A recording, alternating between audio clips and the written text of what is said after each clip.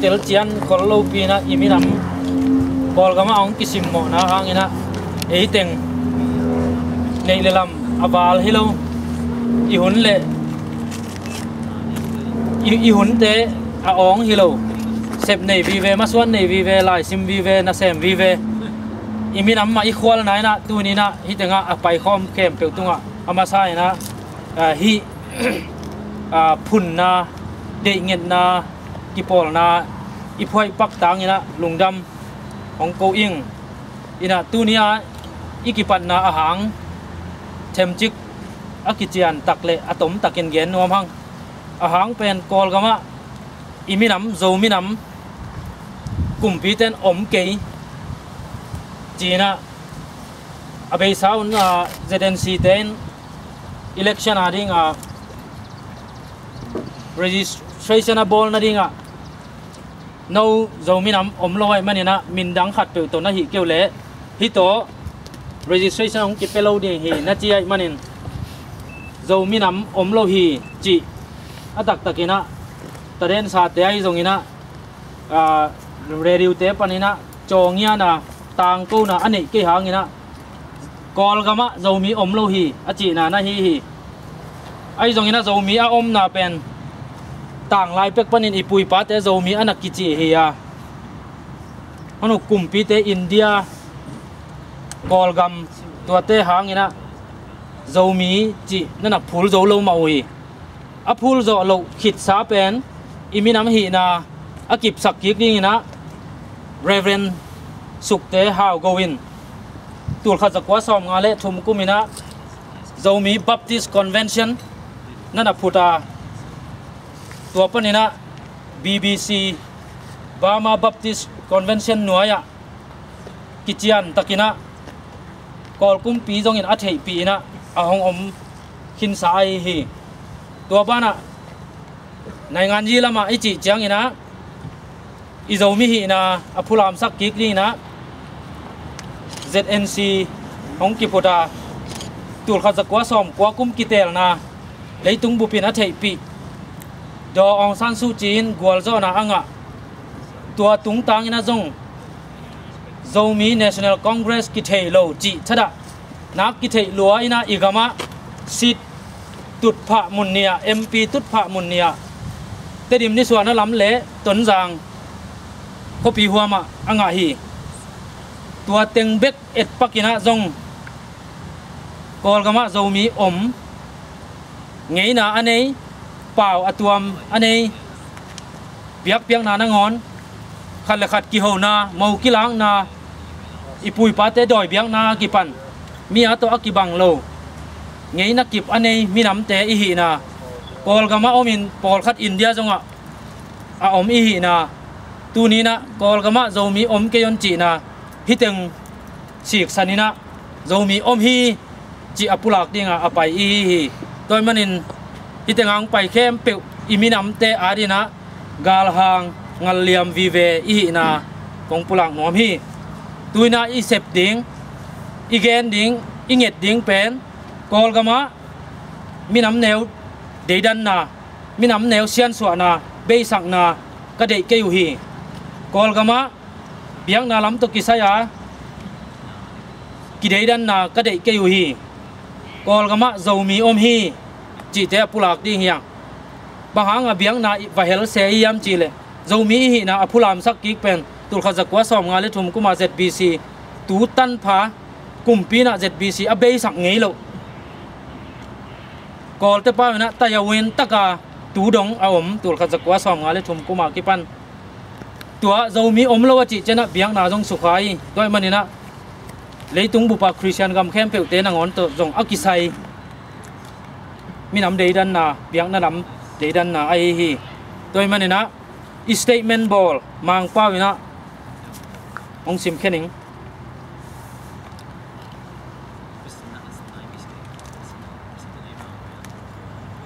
Asia Pacific Zomi Protest Committee Day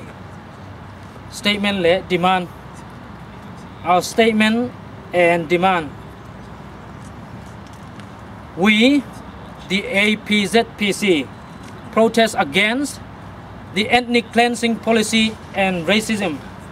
of the government of Union of Myanmar.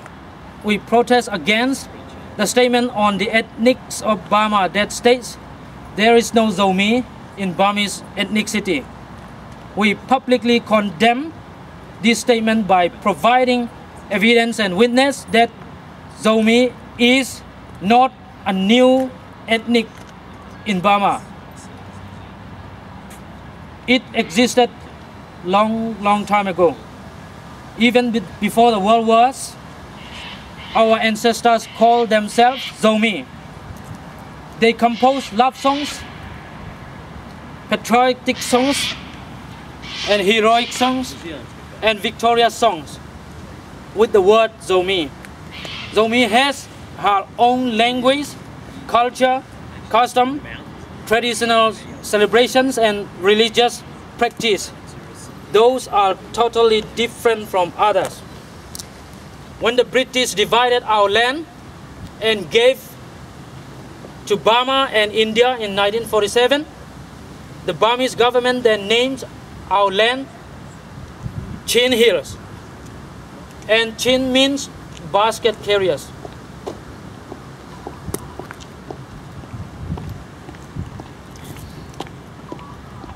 And in the other side of Zomi, the Indian government named Kuki. That means wild tribe. In order to reprove our true identity, the Zomi Baptist Convention, ZBC,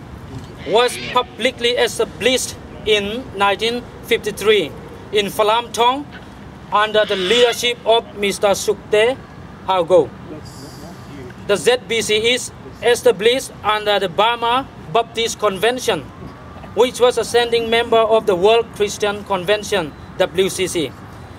And it is a registered and well-known organization, not only in the Chin state, but also throughout the country. Hence, the government of Myanmar's statement on ethnicity of Burma commits religious discrimination. In the political context, the Zomi National Congress, ZNC, is publicly formed in 1989 in accordance with the rules and regulations of the 1990 Election Commission of the Union of Myanmar. In the lawful and well-known event of this 1990 landslide for Daw Aung San Suu Kyi, leader of the National League for Democracy, NLD, the ZNC party won 2 seats in 2 constituencies. One is Terim Eastern and one is Tonzang Township.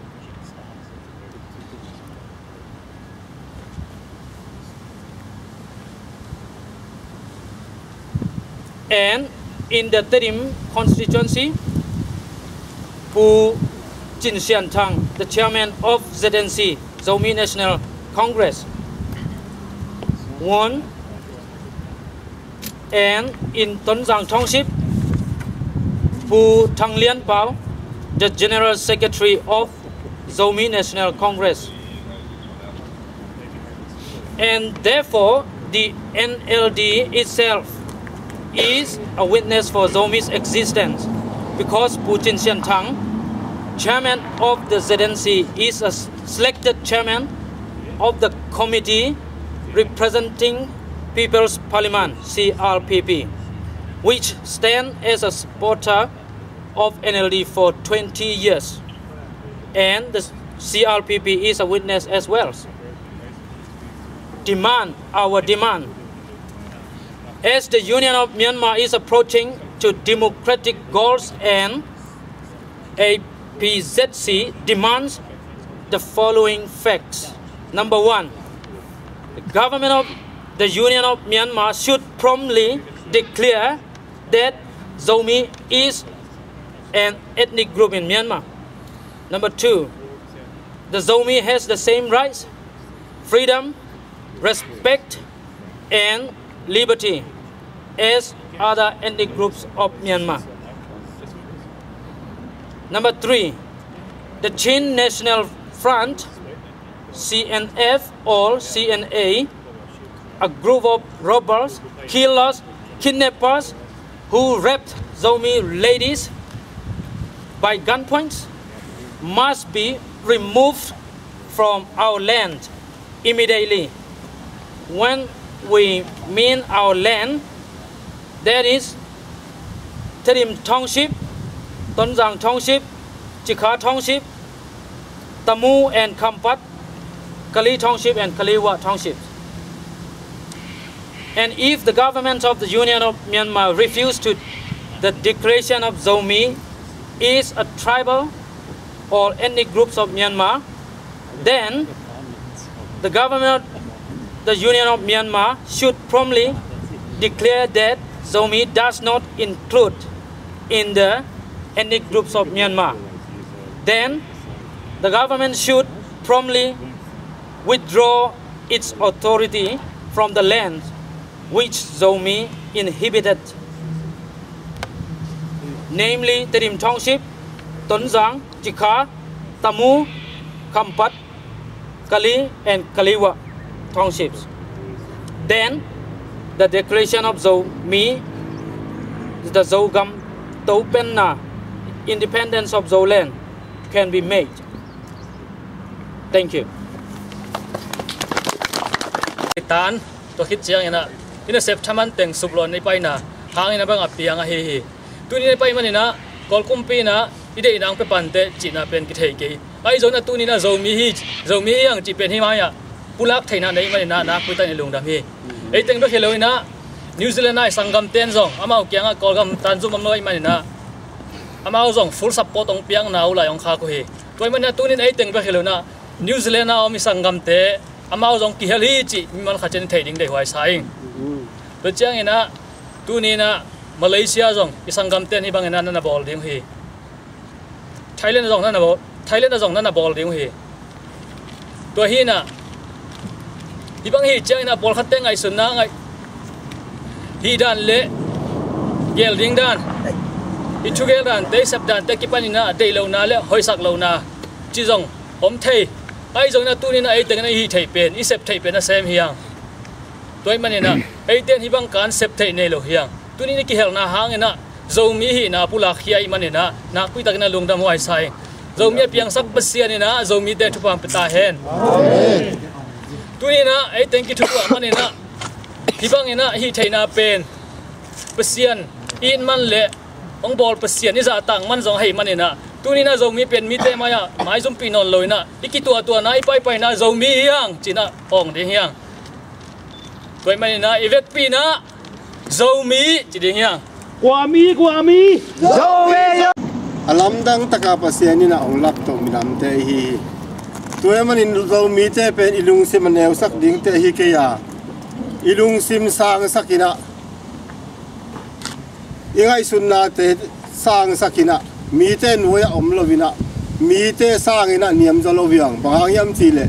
anung ta pasien ta te hiang chi phok ding thu pi sai bang yam chi le hi za a mina biang na khat alen minam pen ei zo mi te sim lo minam dang le tung azong tam tuan lo wa to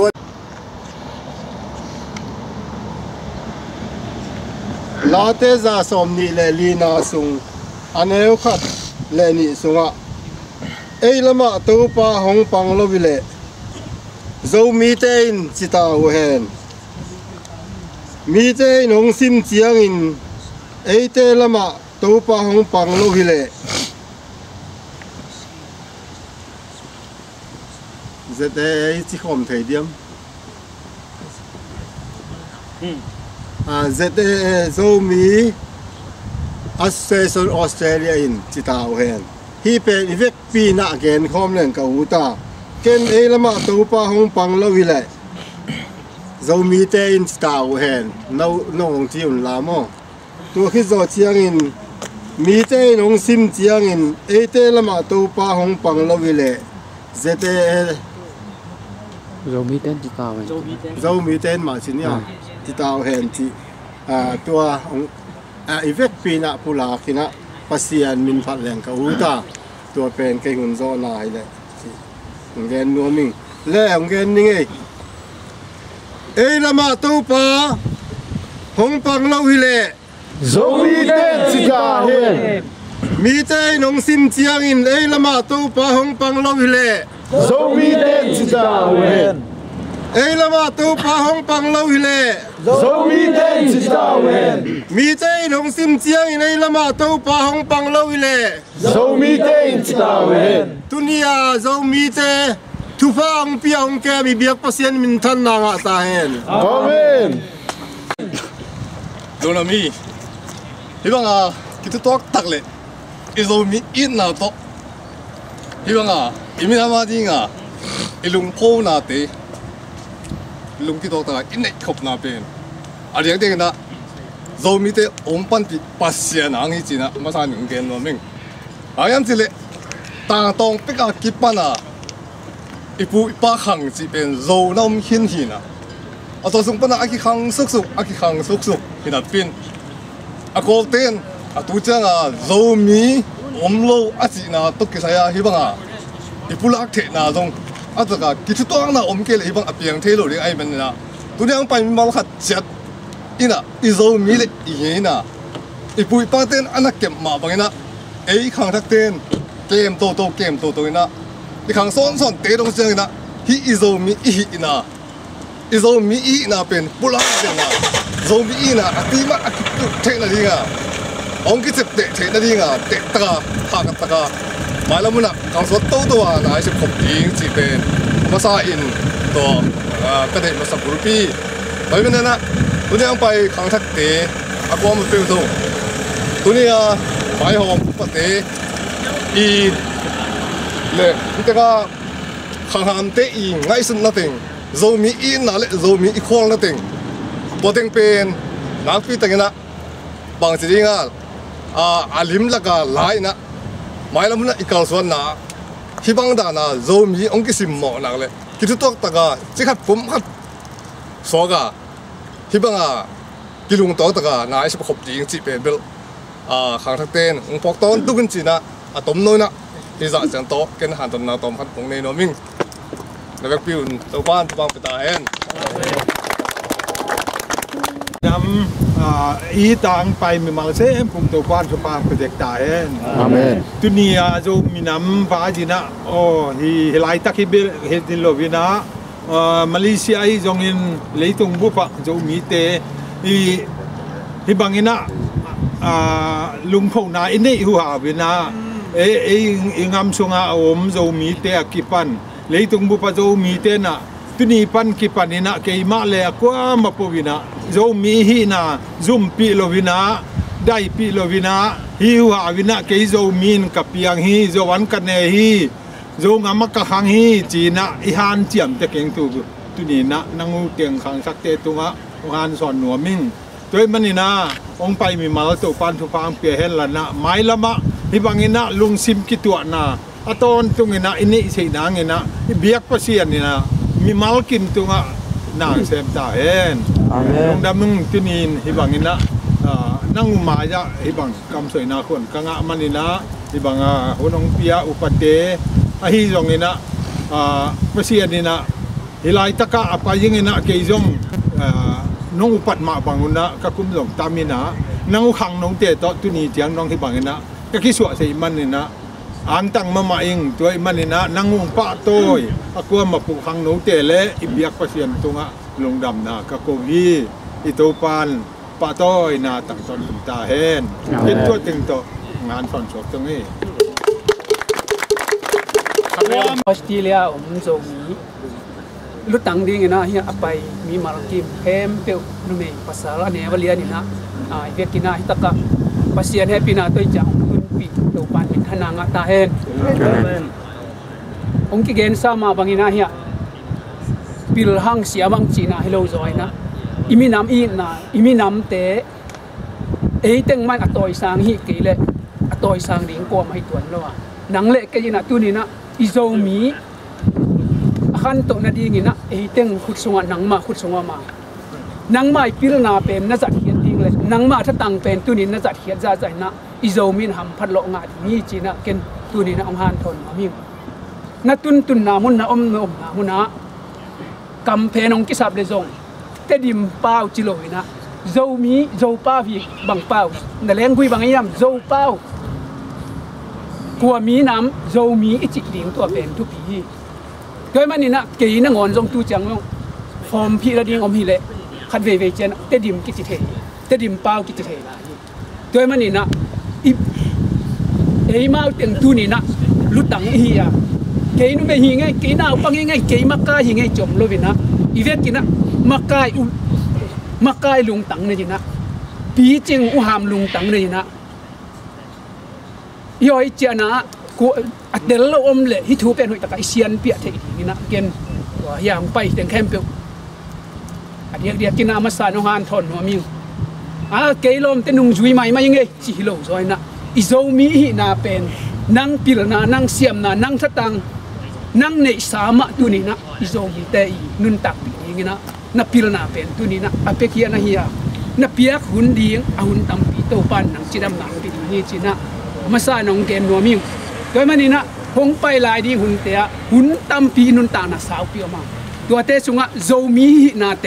มีเตลักอัดกิเทสักินะนังกัวมีน้ำในยามจีนะได้ปีงามซุ่มปีงามเลซุ่มปีงามโลดิ้งกัวมาอมโลดิ้งเอาหุ่นมีได้ปีงามดิ้งแกนหัวอมเลยส่งแกนดิ้งตัวเป็นซุ่มปีงามมาฮิเละกัวซุ่มหนังเละเกซุ่มเฮียอีกองข้างลายดิ้งอิตาเตจุเตะดิ้งนะตัวเตเป็นซุปโลนาตัมเปียมดิ้งนี่ดังจังกิเสียกิมีหางนะเป็นที่เทนอนนี่ตัวมันนี่นะตัวนี้นะ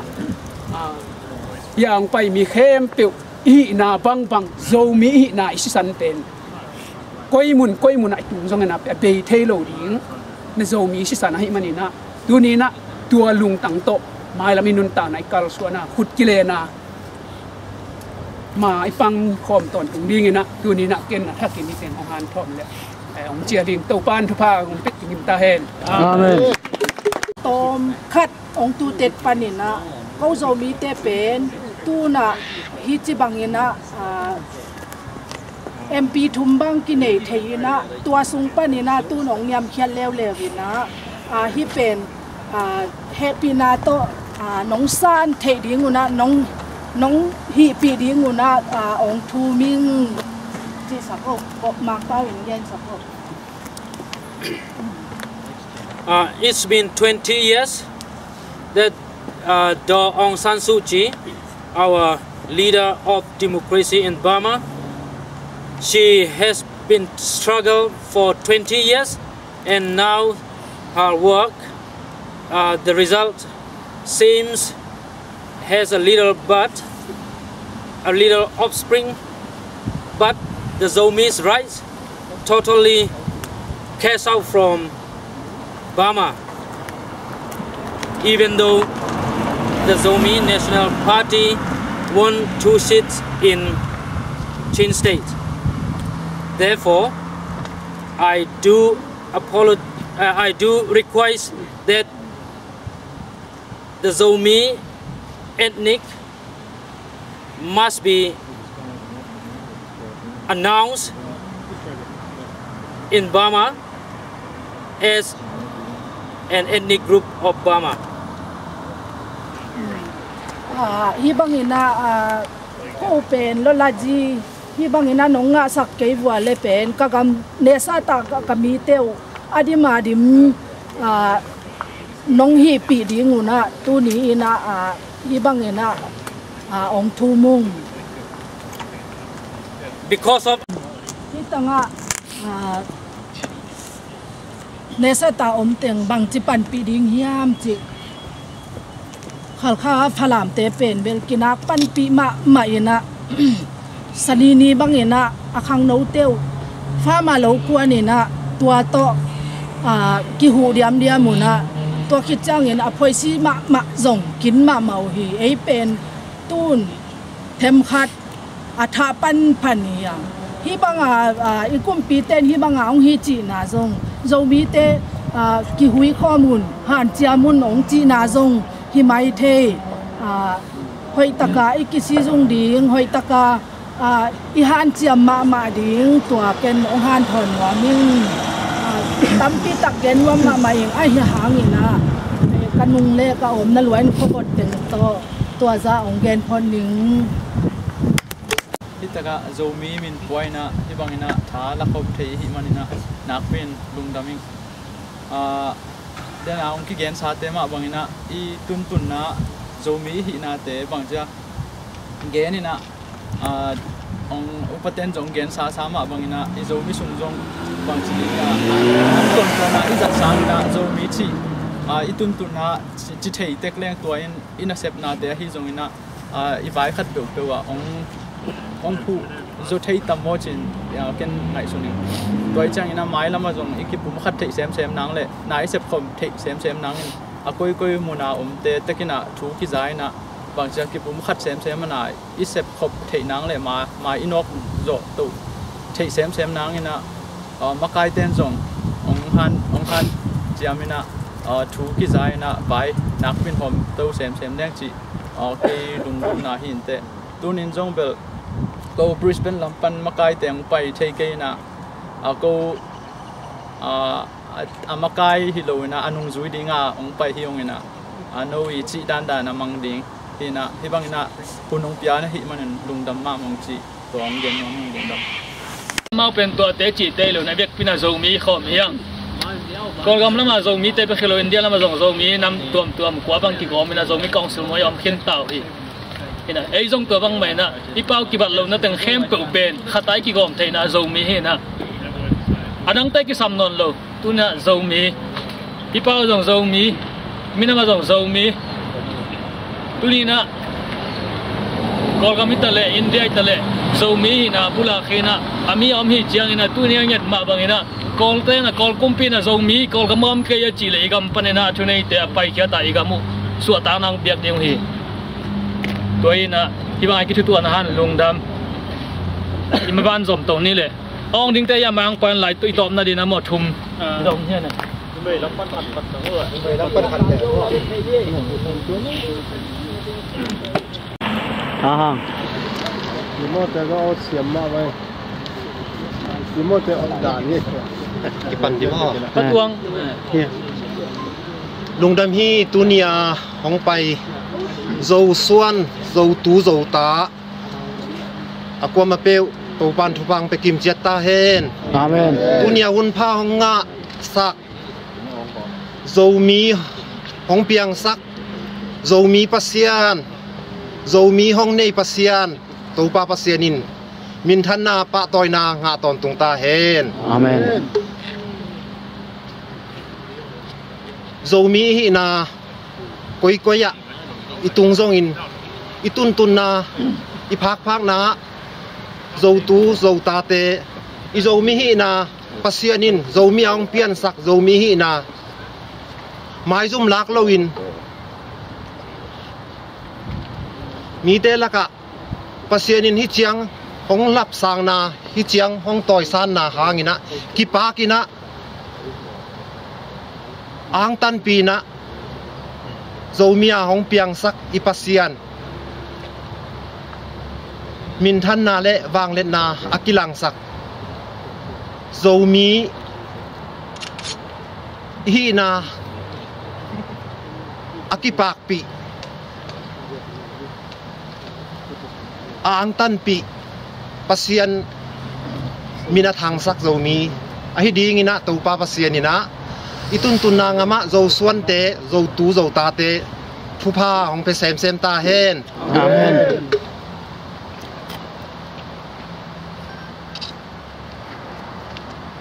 zo suan zo ta te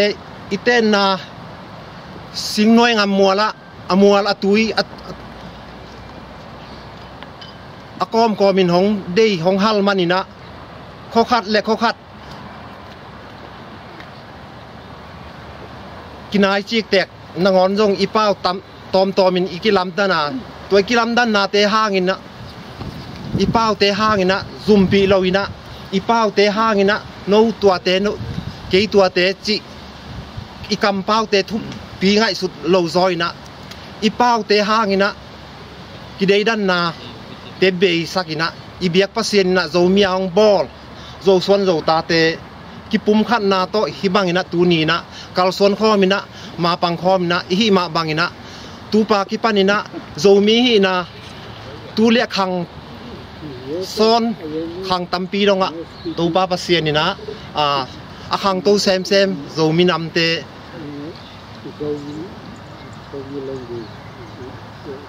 hong suak sakhen la zomi hong bol na hangina ipasien kipa khen la pasien min than na pasien lungdam na zomi te hong isak ta hen amen tua teng ko ngen thei siam lo tu pa